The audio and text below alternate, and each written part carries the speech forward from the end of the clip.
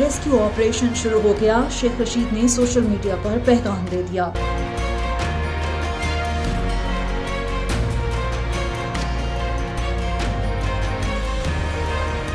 समाजी राब्ते की website Twitter पर साबिक वफाकी वजीर और अवामी मुस्लिम लीग के सरबराह शेख रशीद ने मुल्क की सियासी सूरत हाल पर ताज़ा तरीन ट्वीट किया। शेख रशीद ने ट्वीट में लिखा कि मुल्क मुआशी तौर पर तबाह हो चुका है, जबकि इक़्तिदार के भूतों का जुमा बाजार लगा हुआ है।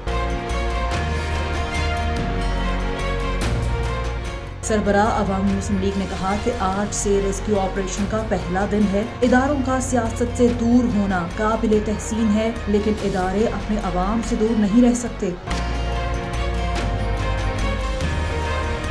शेख रशीद ने दावा करते हुए लिखा कि एक हफ्ते में 2 सूबाई असम्बलियों का फैसला हो जाएगा। नून लीग की क़यादत को आड़े हाथों लेते हुए अवामी मुस्लिम लीग के सरबराह ने लिखा कि वालिदैन अपने बच्चों का गला काट रहे हैं और ये यूरोप में छुट्टियां गुजार रहे हैं।